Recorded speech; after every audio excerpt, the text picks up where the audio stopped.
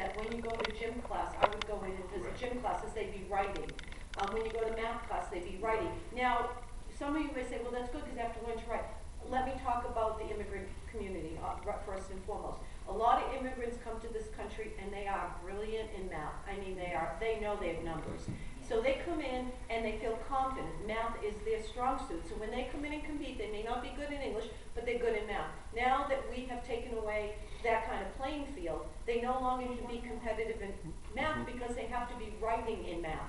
So it takes away their competitive edge, which takes away and eats away at their sort of self-esteem. I have seen it in a lot of the Albanian community because I'm Albanian and I work closely with the Albanian immigrants. And they come and they're very strong. And then you say, well, now you have to write. So it doesn't, and this is what's happening, is that they're writing, like, as he said, across the curriculum. So you don't give any kind of edge, like if you're good in history or you're good in math, that doesn't mean anything because you're supposed to be writing all the time. So you see that, right? Right, yeah, that we do have to write. We have certain days, certain periods that we have to be writing in class, which obviously my subject isn't a bad thing, but math class, they have to be writing an essay. So that it's just instruction time that they want them writing so that they can eventually pass a writing exam on the park down the line. What if I could add just two things to that? So Sandy Stowski, who's done a lot of work on the research on the side for us and for others, look at a lot of these events. She's one of the preeminent reading experts in the United States. She's really she really is the only person who, from my point of view, in the last 40 or 50 years, can say that the standards, the previous standards she developed in Massachusetts, have correlated, aligned with historic gains on really every test known. I don't care whether it's a national test, an international test. The only person who claimed it. So she's a reading expert. What she says, right, is that good writers follow first from being good readers. Yeah. Common Core really switches that around. And they do have kids doing a lot of writing, right? And we want kids to be good writers, right? But the way you become a good writer is by first becoming a good reader, right? And if you are cutting the classic literature, poetry, and drama, things like Huckleberry Finn, or Sherlock Holmes, what have you, you are not going to be preparing kids to be good writers. They have to have something to draw from that's of high quality that they're going to be writing about. That's the first thing. The second thing, and I've seen it because my daughter is in third grade in Newton, right? They do have kids writing a lot in math, right? That's not a math test. That is a writing test. And one of the great things about mathematics is that it is an international language. There isn't, Chinese mathematics, there isn't American mathematics, there's not, Latin American mathematics. It's mathematics, right? You do put kids that are ESL students at a disadvantage if you turn a math test into a writing test, right? So there's just two things to kind of build on what they were saying. These things may seem like they're, it's a lot of details, it's in the weeds, but that's actually what matters the most here. The big picture here about the poor quality and the legal problems and the cost are significant. But when it comes to children and what goes on in the classroom, the details that teachers work on with these standards or this curriculum or these tests, they matter. They matter. That's what Massachusetts and their success shows. That the work that we did in the 90s, it seemed like there was a lot of detail. Is there a difference between reading fiction and nonfiction? Yes, there is. And that's what the results in Massachusetts show. The devil is in the details. You don't get the details right, and you're not going to be able to compete. You're not going to get the international performance that your kids are going to need. And they matter. And a lot of the people around on the other side, oh, they're similar to the Massachusetts standards. They're as good, or maybe they're better. They don't know. The people that know, right? The researchers that know, the independent researchers that know, say that there is a difference. I'm not a mathematician, but the mathematicians that we have worked with who developed the really good standards in California says and makes clear there is a difference, and what Common Core does is dumb it down, and that's not something we need. Yeah, and so I just want to, let me just open your perspective, then I'll open you guys up for questions. is taking, so we taking it to the next step was, we decided last, June to write a ballot question to get rid of Common Core, because what we had seen is, even though we were traveling around the state, we were getting all this input, we were getting stalled at the legislative level, where their school committee members felt that they were really smart enough, and we kept hearing, but they're just standards. You don't know what you're talking about. So finally, we got really frustrated, and we said, you know what, we're gonna take it to the people. And then we got criticized because you don't know what you're doing. But the powers to be, like Jamie was speaking, the Department of Education on the state level are the brightest and the smartest. Well, I got a couple things to tell them about. They are not the brightest and the smartest. So what we did is we decided to write a ballot question in September. Our ballot question was constitutionally sound. We were able to go to the next step, which meant we needed to collect 67 approximately thousand certified signatures. We collected 80-something certified signatures, about 100,000, 110,000 raw signatures. We did that between September and November, I think 19th. We were then accepted to go to the next phase. We are now at the next phase, which our question is now in the legislative committee, which is going to be heard tomorrow. And we anticipate that our legislative body will do nothing. That is our basic surmise of that. So at that point, on the first Wednesday in May, which I think is May 4th or 5th, we will then be given we'll have to go collect another 11,000 signatures. So anybody here that did not collect signatures the first round that would like to help us, please come up and see Michelle, who is our regional person. Michelle, raise your hand. Read Michelle afterwards. We really could use your help on that. We will collect 11,000 signatures, and hopefully at that point, then our question will thus become a ballot question for 2016, which we don't know what number it's going to be on the ballot, but we will know in August when they print up the ballots for the 2016 election, because at that point they know who's going to be the Republican and the Democratic candidate, and then they will write the ballot questions as it is. And at that point, we will be educating this summer at the different fairs that are going on, a little table that say vote yes on question, whatever question we're going to be, and then be giving out educational packages to people. And as Jamie said, we just had a great poll the other day that came out, WBZ UMass poll, that did say 53% of the people said they would definitely support a ballot question to get rid of Common Core. So all that is all good, but without the team, without the people statewide, this is a statewide thing. So if you know people in, I don't care where, the Cave, Boston, everybody, if they are a registered voter, will have an opportunity to vote on this question in the presidential. Anybody that's going to vote for the president. I talked to someone the other day and said, you better vote for the ballot question. They go, what's it about? I go, just trust me. And they said, okay, I'll trust you. So getting the word out will be, is really important. So now I'd like to open up for questions to the panel. Yes. Okay.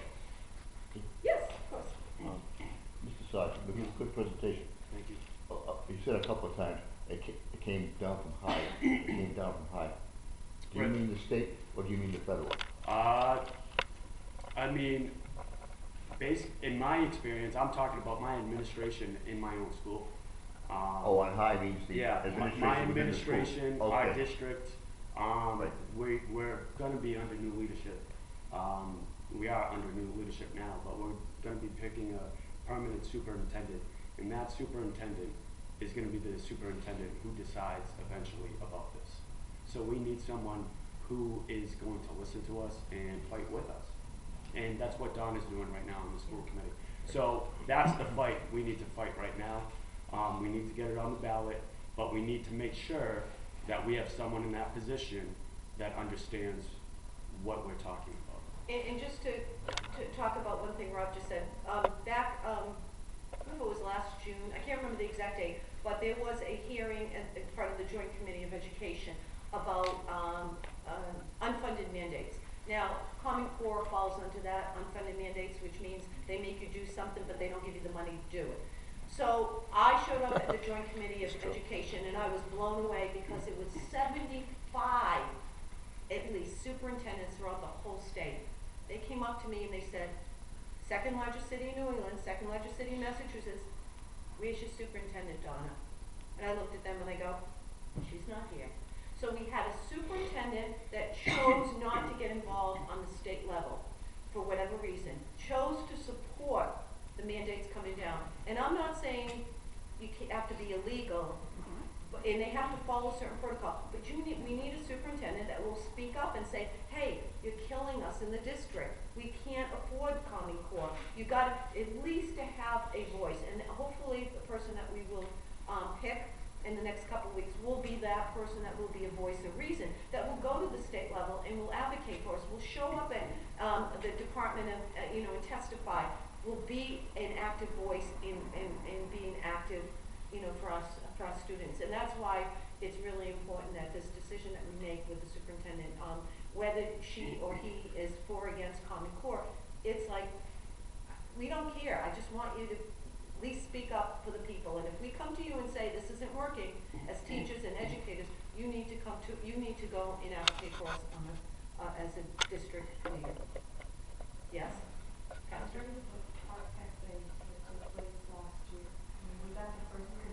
My daughter, she's in 8th grade. Mm-hmm. She did park testing last year. We did it in Auburn. And my question is, in comparison to previous testing, how does this area, Central Mass, test in comparison to other locations like Middlesex County, different counties? How are we looking? Because I feel that, as a mother, and I was telling some members of the church, that it's very difficult as a third grader as well to do math comparisons. It's like, breaking your head, trying to figure the math.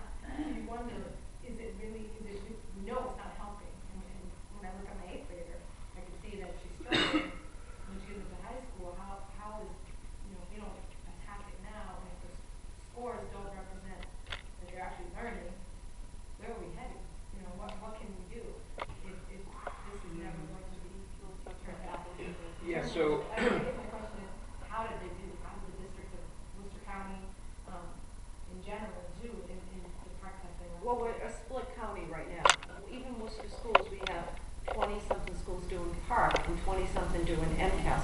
So we have no, they think they have a baseline comparison, but in reality, it's two different tests, testing two different, one is a skill set, one is a content, right? Yeah. So that was my question too, what's the difference between the MCAS and the So PARC test? it's a great question. So the first thing I know is that the MCAS test has really always, over the last 15, 20 years, been considered the gold standard of standardized testing in the United States. There's no other test. People can debate about testing, but the reality of it is the MCAS is the only one that's correlated with these performance on international and national tests. It's the only one in the United States. So we've done a lot of research on comparing the MCAS and the PARC test. The thing about the PARC test is the people that are driving it, it's called Achieve Inc. in Washington, D.C. They've been there for about 20 years or so. They haven't improved. First of all, they've never done testing before. So you have a national testing consortium driven by people that have never done testing before. That's the first thing. The second thing is that they started off with about 26 states. Now they have fewer than 10. So they have lost, really, it's actually about 7 now. And Massachusetts is sort of part in and part out. But the fact is that their own member states, 2/3 of them have left. Right? So that's not exactly a strong endorsement. In Massachusetts itself, over the last couple of years, districts had a decision to make whether they wanted to go to pilot the PARC test or stay with the MCAS test. Mitch Chester, the Commissioner of Education, is also the head of the PARC consortium. He just in the last couple of months that he stepped down. But the fact is that he is largely, for most of the history of PARC, has been the head of that testing consortium. So even though he was trying to kind of bully and persuade districts to do PARC, really it was split 50-50. I mean, Worcester is a way representative of a state that's still split. So what the Board of Education this past fall decided to do was to develop an MCAS 2.0, which will be a new test. It'll be a mixture of both of them.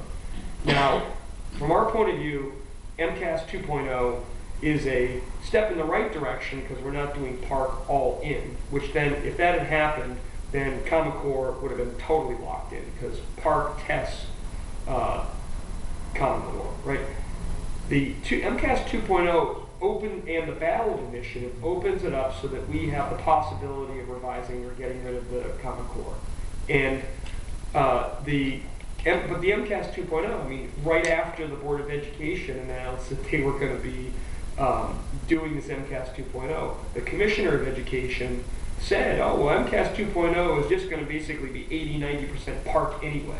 So part of what people have been doing is trying to say, well, if it's called MCAS 2.0, it should, the baseline, the beginning place should be MCAS. But to answer your question, how does, Worcester County do on MCAS? I think generally does pretty well. I mean, it's, the thing that they needed to do with the MCAS, frankly, was to make it incrementally more difficult, which they have not done over time.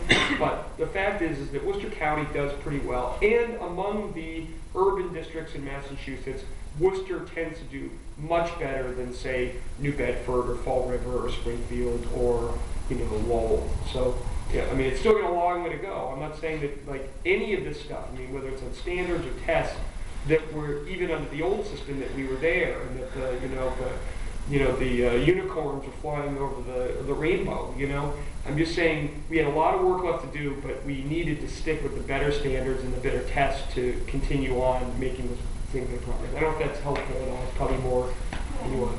But I think the key is that the MCAS was our own test, our own state test. So when we wanted to revise it or upgrade it, it required state approval, not federal, or if this park is a consortium. So what park did or does is that you are then in a, like Rob said, you're in a grouping with other states, and your cut scores or what makes you pass or doesn't pass doesn't just be on what Massachusetts says. It means what Arkansas and Mississippi and all these other states decide it will be. So it lowers our standards because of those other states aren't as competitive as we are. So we own the test being MCAS test. We did not own it. It was driven by outside sources if we had ventured into the park. So does it mean that the students still can take both? No, I mean, what will happen is that the district will decide, they're going to continue over this year, decide whether they want to take MCAS or whether they want to take park. So that will still be left open. The thing that we've done, again, we've done a lot of research on the park and MCAS. I mean, people that are opposed to Common Core have different points of view on testing. From my point of view, at a minimum, it's state law, so there's going to be a test. It's just a question of what test you use, okay? One of the reasons why we were opposed to the park test is that it's going to be testing more. There's more time. In fact, it's almost twice as much testing as the MCAS. I mean, there's a lot of, testing in itself is its own fight in education and debate in education. But one of the things that we felt was very important was that the state controlled the test, not the way under park, it's like you're in with, as Donna said, New Mexico, and other states get to, in a way, control what is tested in your classroom, or in your schools. But this big issue of MCAS being fewer numbers of hours away from the instructional time that you talked about. Yes. Oh, Chris. Chris. Oh, yeah. Actually a couple of, but they're all interrelated here. Rob, you had talked about Syrians, immigrants, things like Right. that are in your classes. They can't speak the language. Right. And that you were teaching a thing about Memorial Day and that you had gotten in trouble Right. for that. Part of the assimilation process in United States history is that immigrants assimilate into American culture. They essentially become Americans. But given what you just said about immigrants, the language barrier, and being in trouble for teaching Memorial Day, Right. what kind of an impact do you see firsthand on these young immigrants becoming cohesive American citizens and contributing to American society? Well, first of all, they're young kids coming from awful places. Mm-hmm. A lot of them, and especially the kids from the Middle East. So we need to be sympathetic to that. We can't just throw them in a classroom and say, you gotta learn this and you gotta pass this test, or else it's gonna be very bad for you. I just think that they get disillusioned. They come here and just get upset and told that, oh, you need to do this, you need to do this, you need to do this. We need to tailor our curriculum around things that they are familiar with and things that they can handle. And then we need to put in our values too, as Americans. That's why they're here. They And isn't want that to part be of your here. job as a teacher to instill Of not course. only education, but to instill value systems? Especially in history and social studies Sure, class, right. which is being eroded. If we have more and more testing, like Jamie said, if we have double the testing, we're gonna have double the time teaching to the test. And the standards are set by the federal government for the PARCC test, which is a bunch of states that don't do as well as us, telling us what we need to teach our kids, which is not the road that we need to go down. And I'm gonna tell you right now, the people coming through our public schools are gonna be more and more disillusioned, especially the immigrant groups that are coming here to learn the skills needed to compete in a competitive world. Rob, can I just add something to this? So I think in summary, what you were stating before was that because the Memorial Day was not on was not part of the standards. I was 8th grade, ancient civilizations, it happened to be So he Memorial Day. went off of what the Common Core, whatever the I was standards. teaching like ancient Right, China so at the time, he went off course. So which I they think don't what, really. I think what I'm hearing a lot from a lot of teachers is that it doesn't matter what your passion is. And that was a unique thing about teachers, when we had teachers when we were growing up, is that we'd always have a teacher that was passionate about something. Sure. Whether it was the math teacher that loved the Celtics, and then you'd be like, oh, tell us about the Celtics, and they would equate the Celtics with, math. Now we're becoming a one-size-fits-all, and what I'm hearing, and what I hear from a lot of teachers, is that we don't have time in our day to really get our passions out there. We don't have the time in the day to maybe talk about Memorial Day because it's coming up. We don't have the time because now we're teaching to the test. We have to stay to a very strict curriculum, which is then driven by the standards, which are Common Core, and so we don't have the time. So what's happening is our kids are not, we're like robots. We have to do certain things to get them to pass this test, and we don't have the time. And that's the unfortunate part. And they're not learning. And they're not learning, having- and not they're having tuning out, fun. they're tuning out, like you Yeah, said. disillusioned. I want to just follow up though, getting back to what you said about Memorial Day, teaching history, and also what Mr. Cass and Donna was saying about PARCC and about it having to teach to the test. I'm going to say this. Try to understand what I'm trying to say here. Is there a way to kind of trick the system? I know you're teaching students to just follow the test. I got to teach you to pass the test. Isn't there a way to take the test, take some of the questions in that test, and creatively try to create a curriculum within your own classroom so that not only are you teaching to the test, but you're also making it interactive and showing that passion to the students? Is there a way to do that? Teachers I'm do- trying to say, can we trick the test? Teachers do that on a daily basis. Okay. But I'd rather not jump through hoops like I'm in a circus to teach what we are passionate about teaching. We have great teachers here in Worcester. I only can speak to Worcester, where I work. Teachers are doing that on a daily basis. They're doing amazing things, working miracles. But some support and some direction would be nice, and I think Jamie can speak more to that. Yeah, Yeah, so I wonder if I could jump in here. So just one thing about the history. So the first thing that Massachusetts was really lucky. Sandra Stotsky, you mentioned earlier, she was the associate commissioner in Massachusetts when they developed the English standards, the math standards, the history standards, and science standards. And her expertise really is in reading and English language arts. What she did though was that, her right-hand person on the history standards had a PhD in history. And she worked with a guy named Wilfred Schmidt, who's an endowed chair in mathematics at Harvard University, who he was unhappy with the quality of math standards that his daughter was getting in Lexington and Lincoln. So he agreed to work with her. That's how she did it. She enlisted the expertise of all these people. In the area of English and math, she crafted the standards so that they interlocked with one another. So you would be reading Huckleberry Finn, or you'd be reading Last of the Mohicans, or you'd be reading, any number, Moby Dick, or Sherlock, or Scarlet Letter. Sort of standards of classic American literature, right?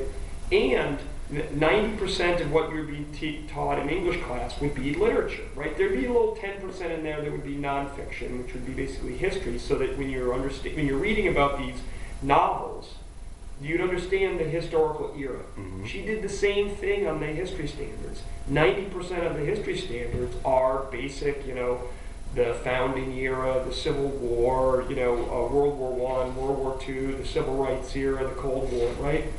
But she also put in about 10% in there that allowed for literature to be taught too. So they locked together.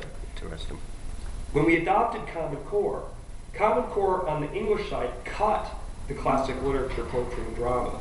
But part of what he's talking about is, what did they replace it with? Well, they replaced it with what they call informational text, which can be anything and nothing. Mm-hmm. But one of the outlooks that's really troubling about Common Core in English is that they do have some history in there. There's some things like a Gettysburg Address by Lincoln. Everyone agrees that kids should be reading that. They should be reading it in history class, because that's a historical text. It's not a literary text. And things like a letter from Birmingham jail by MLK. The problem with Common Core is, so it's great. They've got a letter from Birmingham jail. They've got Gettysburg Address. The problem is, they're supposed to read it ignoring the historical context. So you're supposed to forget that the Gettysburg Address takes place in the middle of the Civil War, or that Lincoln is consecrated a cemetery, or that MLK is sitting in a prison in Birmingham when he's writing a letter. You're supposed to forget all that and just read the text. Right. And the problem we have is not only we damage the English side, but Common Core also damages the history side too. And on top of that, it's another discussion. The Patrick administration killed off the U.S. history test too. So history is is dying in Massachusetts. And it doesn't lend context. Very, very important that there be context lent to no matter what you learn. Everybody knows school and high school and college, that's one type of education. Your real education begins when you start going out and living in life. But what you're able to do is you're able to draw contexts. You're able to take what you learned, historical facts, and put it into context to how you're living your life. That's missing now, isn't it? The thing that you got to remember, folks, is that the whole point of public education in this country was to educate people towards citizenship. So they had to have, it's not a country based on, there's no national religion, there's no national language, none of that is dictated. It's always been a country of immigrants. That's why people came here from the beginning, right? But you have to learn the customs and the principles and the ideals that bind us together, right? And if they're not, so it's harder work in a way. You have to, people do have to assimilate. People that have been here for a long time and have an idea about the way the world is may not be aligned with American principles. People that have been here for 2 weeks come here and have some ideas about the way the country is that may not be aligned with our principles. The purpose of public schooling is to blend people together so they understand the commonality. We're all humans, right? And that as Americans, there are certain principles on which our country and our Constitution are based, and that you can become a citizen. No one knows how to become French, I mean, you're either born in France or you're not, right? Generally, right? But the great thing about this country is that you can actually learn how to be an American, but it requires the schools and the English class and the history class to do that.